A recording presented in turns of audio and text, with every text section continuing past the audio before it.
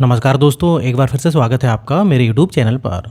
तो दोस्तों, आज का जो वीडियो है या फिर बोले तो आज की वीडियो में जो मैं स्टोरी आपको सुनाने वाला हूँ या बताने वाला हूँ, ये बहुत ही मोटिवेशन देने वाली है। तो वीडियो जो है शुरू से लेके आखिरी तक पूरा देखिएगा। तो चलिए वीडियो शुरू करते हैं। तो एक गुरु का एक नया नया शिष्य बना था। उस युवा शिष्य के मन में बहुत सारे सवाल थे जिन्हें वह गुरु से पूछ लेना चाहता था। एक दिन वह गुरु के पास आया और उनसे कहा, गुरुदेव, मैंने देखा है पहले लोग आपस में बहुत प्रेम करते हैं, फिर धीरे धीरे उनके बीच मतभेद होने लगते हैं और मतभेद झगड़ों में बदल जाते हैं और वो एक दूसरे को भला बुरा कहने लगते हैं।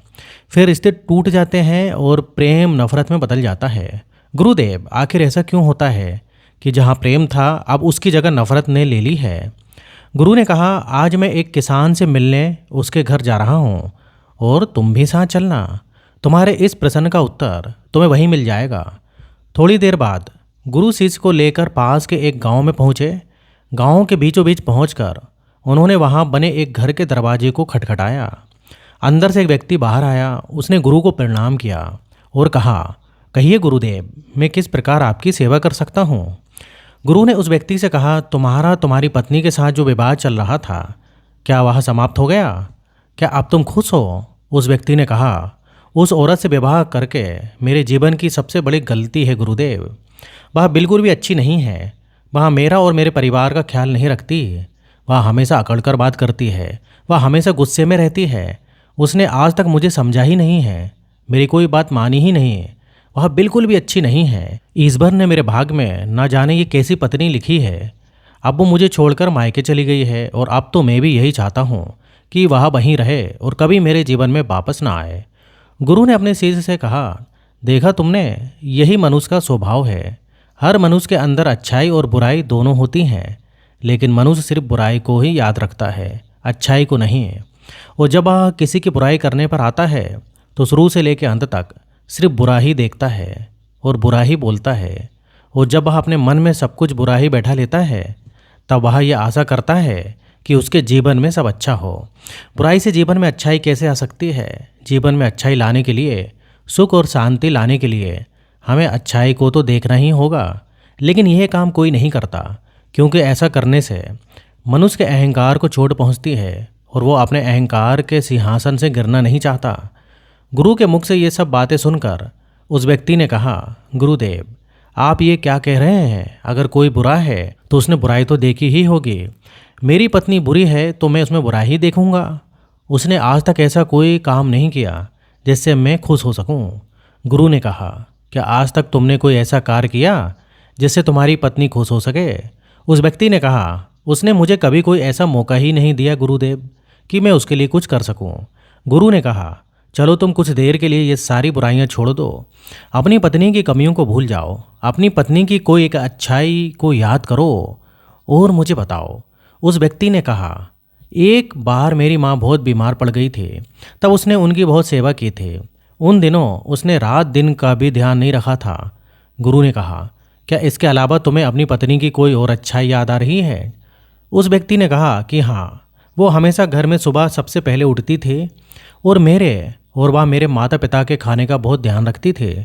एक बार जब मैं बहुत बीमार हो गया था तब वह रात भर जाग जाग कर मुझे दवाइयाँ दिया करती थी। वह बहुत मेहनती थी और अगर उसे कोई तकलीफ भी होती थी तो वह मुझे बताती नहीं थी। वह हमेशा इस प्रयास में रहती थी कि मैं खुश रह सकूं। ये सब बोलते बोलते उस व्यक्ति की आंखों से आंसू आ गए और उसने कहा, गुरुदेव, मुझे ये क्या हो गया है? माना कि मेरी पत्नी में बहुत सी कमियां हैं, लेकिन वो बुरी नहीं है। पता नहीं क्यों मैं आज से पहले उसकी अच्छाइयों को देख नहीं पाया। गुरु ने मुस्कुराते हुए कहा, जब हम किसी में बुराई देखते हैं तो बुराई बुराई को खींचता है और वो सब कुछ बुरा दिखाती है और देखती है और फिर हमारे जीवन में भी सब कुछ बुरा होने लगता है। पर जब हम किसी की अच्छाई देखते हैं तो अच्छाई अच्छाई को खींचती है और हमारे साथ सब कुछ अच्छा होने लगता है। उस व्यक्ति को बात समझ आ गई। उसने गुरु से आज्ञा ली और अपनी पत्नी को लेने चला गया। गुरु ने शिष्य से कहा, क्या तुम समझे कि रिश्ते क्यों टूट जाते हैं? प्रेम नफरत में क्यों बदल जाता है? जब मन में नफरत हो तो उसमें प्रेम नहीं रह सकता और जहाँ प्रेम हो वहाँ नफरत नहीं रह सकती। हम अपने मन में प्रेम रखना चाहते हैं या नफरत, ये हम पर ही निर्भर करता है। शिष्य ने कहा, गुरुदेव, मैं आपकी बात बहुत अच्छे से समझ गया हूँ। मेरा एक और सवाल है, क्या आप मेरे इस सवाल का भी उत्तर देंगे? गुरु ने कहा, अवश्य, तुम बेझिझक अपना सवाल पूछ सकते हो। शिष्य ने कहा, गुरुदेव, इस दुनिया में सबसे मुश्किल कार्य क्या है? गुरु ने कहा, इस दुनिया का सबसे मुश्किल कार्य एकांतवास में रहना है। शिष्य ने कहा, इसमें मुश्किल जैसा क्या है? एकांत में तो कोई भी रह सकता है। ये सुनकर गुरु मुस्कुराए और बोले, अगर ये कार्य तुम्हें इतना आसान लगता है तो क्या तुम 30 दिनों के लिए एकांतवास में रह सकते हो? तुम्हें 30 दिन के लिए कहीं नहीं जाना है, एक गुफा में रहना है। तुम बाहर किसी भी व्यक्ति से संपर्क नहीं करोगे, ना ही गुफा के अंदर किसी भी प्रकार के कार्य में व्यस्त रहोगे, सिर्फ शांत और मौन रहोगे। क्या तुम ये कर सकोगे? शिष्य ने कहा, लेकिन गुरुदेव, ये एकांतवास में रहकर क्या होगा? इससे क्या मिलेगा? गुरु ने कहा, जो मिलेगा वह तो तुम्हें पता चल ही जाएगा, लेकिन सवाल ये है कि क्या तुम इतना आसान कार्य कर पाओगे? शिष्य तैयार हो गया। गुरु अपने शिष्य को एक गुफा में ले गए और वहाँ उन्होंने उसके 30 दिन के खाने पीने का इंतजाम कर दिया और कहा, गुफा का द्वार खुला है, जब तुम्हें लगे कि तुमसे ये नहीं हो रहा है तो तुम बाहर आ सकते हो। शिष्य गुफा के अंदर प्रवेश कर गया। पहले दिन उसने बड़ी आसानी से अपने समय व्यतीत कर लिया। दूसरे दिन उसे अजीब सा महसूस होने लगा। उसका मन बार बार बाहर की ओर भाग रहा था।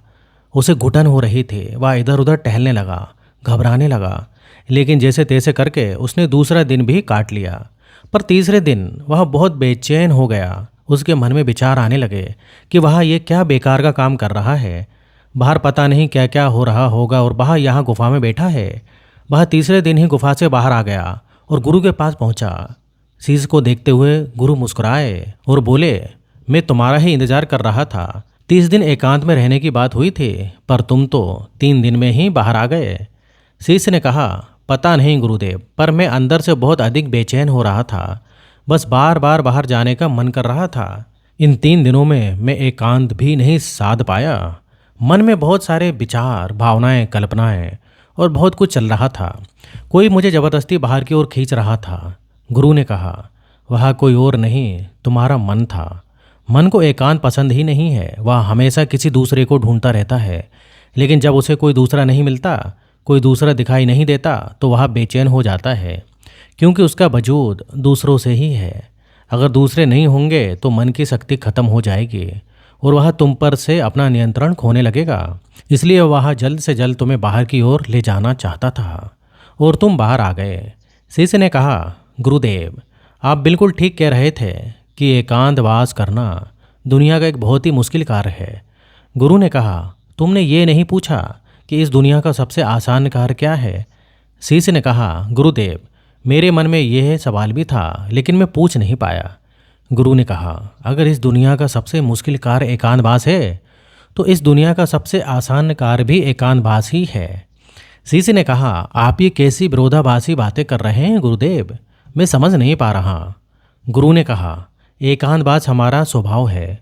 बस हम अपने स्वभाव से दूर हो गए हैं और मन के बनाए इस जाल में फंसकर हम हमेशा किसी दूसरे को ही ढूंढते रहते हैं और अपने एकांत को खो बैठते हैं। एकांत को साधना नहीं पड़ता, बल्कि वही हमारा स्वभाव है। शिष्य ने कहा, अगर एकांत हमारा स्वभाव है, ये और इतना आसान है, तो मैं क्यों 3 दिनों में ही उस गुफा से बाहर आ गया? क्यों मुझे वहाँ रहना इतना मुश्किल लगा? क्यों मुझे उधर घुटन हो रही थी? क्यों मैं इतना बेचैन हो गया? गुरु ने कहा, जब तक एकांत तुम्हारे अंदर से उत्पन्न नहीं होगा, तब तक तुम चाहे कितना भी किसी गुफा में किसी को बंद करके ही क्यों ना रख दो, लेकिन तुम एकांत में नहीं रहोगे। तब तक चाहे तुम किसी गुफा में बंद करके ही क्यों ना रखे जाओ, तुम एकांत में नहीं रहोगे। वहाँ भी तुम अपने आसपास भीड़ इकट्ठी कर लोगे और वह भीड़ तुम्हारे मन के भीतर होगी। इसके बाद गुरु शिष्य को एक नदी के पास ले गए और कहा, इस नदी पर बांध बांधना हो तो तुम्हें कितना समय लगेगा? क्या तुम उसे आज के आज बांध सकते हो? शिष्य ने कहा, नहीं गुरुदेव, भला एक दिन में ये कैसे संभव होगा? 2 दिन, 3 दिन या 4 दिन में भी ये नहीं होगा। इसमें तो बहुत समय लगेगा। पहले योजना बनानी होगी, फिर धीरे धीरे बांध की तैयारी होगी। आने वाली हर समस्या को देखा जाएगा और उससे निपटा जाएगा और धीरे धीरे समय के साथ बांध बनकर तैयार होगा। गुरु ने कहा, ठीक कहा तुमने, और बिल्कुल इसी तरह मन की नदी पर धीरे धीरे बांध बांधा जाता है। 1, 2, 3 या 4 दिन में नहीं, धीरे धीरे समय लगाकर ये किया जाता है। शीश ने कहा, गुरुदेव, आप जो मुझे समझाना चाह रहे हैं वह मैं अच्छे से समझ गया हूँ। मैं भी धीरे धीरे अपने मन की नदी पर बांध बांधने की तैयारी करूँगा। उस दिन से शीश ने अपनी साधना पर ध्यान देना शुरू कर दिया। वह धीरे धीरे मन के विरुद्ध खड़ा होने लगा। उसने छोटे छोटे संकल्प लेना शुरू किए।